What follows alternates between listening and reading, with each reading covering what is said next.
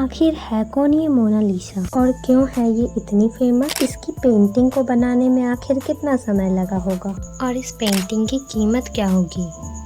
इन सभी सवालों के जवाब मिलेंगे आपको हमारी इस वीडियो से। तो चलिए शुरू करते हैं।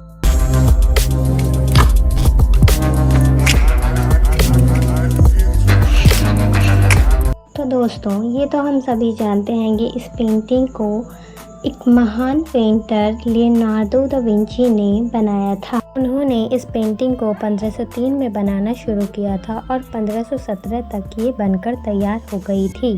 यानी इस पेंटिंग को बनने में पूरे 14 साल का समय लगा है। और कहा जाता है कि लियोनार्डो दा विंची को मोनालिसा की होठ बनाने में ही 12 वर्ष का समय लग गया था। फिलहाल मोनालिसा की पेंटिंग पेरिस के लूवर म्यूजियम में सेफ रखी गई है, जहां रोज हजारों लोग इसे देखने आते हैं। तो दोस्तों, अब बात कर लेते हैं मोनालिसा की मिस्ट्रिकल स्माइल के बारे में, जो एक रहस्य बनी हुई है। मोनालिसा की इस रहस्यमयी मुस्कान को बनाने में लियोनार्डो दा विंची को पूरे 12 वर्ष का समय लगा था, तो इसे मिस्ट्रिकल होना तो बनता है।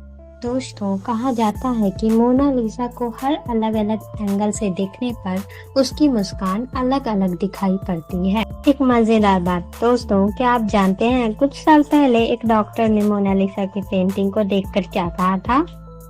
उन्होंने कहा था कि मोनालिसा की ऊपर के 2 दांत टूटे हुए हैं, इसीलिए उसका ऊपरी जबड़ा थोड़ा सा अंदर की तरफ है। वहीं एक न्यूरोसर्जन ने मोनालिसा की पेंटिंग को देखकर कहा कि मोनालिसा की स्माइल कभी चेंज नहीं होती, बल्कि आपका माइंडसेट जैसा रहता है, आपको पेंटिंग वैसी ही दिखती है। यानी अगर आप खुश रहोगे तो पेंटिंग मुस्कुराती हुई दिखेगी, वहीं दुखी रहोगे तो मुस्कान फीकी दिखेगी।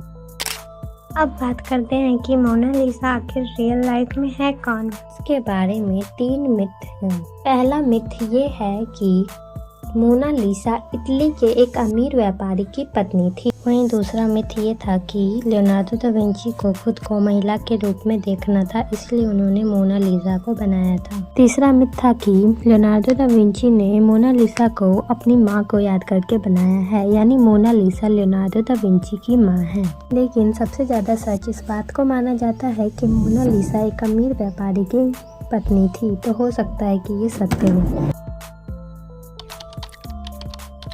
दरअसल 21 अगस्त 1911 को मोनालिसा की पेंटिंग को पेरिस के इतने बड़े म्यूजियम से चोरी कर लिया गया। इसके चोरी होने के बाद पहला शक पेंटर पाब्लो पिकासो पर गया। काफी पूछताछ के बाद भी उनके पास कुछ नहीं मिला, इसीलिए उन पर से आरोप हटा दिया गया। चोरी होने के बाद 1 वीक तक म्यूजियम को बंद रखा गया कि पेंटिंग शायद अंदर ही होगी, लेकिन काफी खोज पड़ताल के बाद भी पेंटिंग नहीं मिली। कुछ दिनों बाद पुलिस की तहकीकात से पता चला कि पेंटिंग को म्यूजियम में ही काम करने वाले एक कर्मचारी विंसेंजो पेरुगिया ने चुराया था। दरअसल विंसेंजो म्यूजियम में मोनालिसा की पेंटिंग के लिए कांच का फ्रेम बना रहा था। एक दिन अपना काम खत्म करने के बाद वो बाहर निकलने के बजाय आर्ट गैलरी में ही छुप गए। सारी रात वहीं रहने के बाद सुबह होते ही वह अपने कोट में पेंटिंग को छुपा के निकल गया। चोरी होने के बाद 2 साल तक इस पेंटिंग को ढूंढा नहीं जा सका था। कई कोशिशों के बावजूद पुलिस चोर तक नहीं पहुंच पाई और लोगों ने मान लिया कि अब पेंटिंग का मिलना पॉसिबल नहीं है। इसी बीच फ्लोरेंस के एक आर्ट डीलर के पास एक लेटर आया, जिसमें मोनालिसा को बेचने के बारे में लिखा गया था।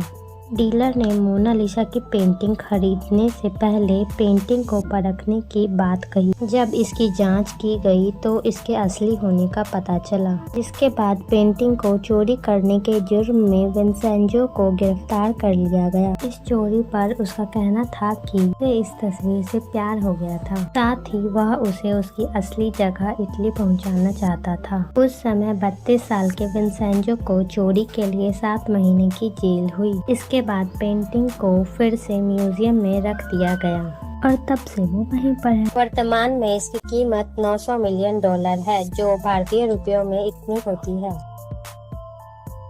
Thanks for watching guys. अगर आपको ये वीडियो पसंद आई तो एक लाइक ज़रूर करें और ऐसी ही वीडियो के लिए चैनल को सब्सक्राइब करना ना भूलें। मिलती हूँ आपसे नेक्स्ट वीडियो में, तब तक के लिए बाय बाय।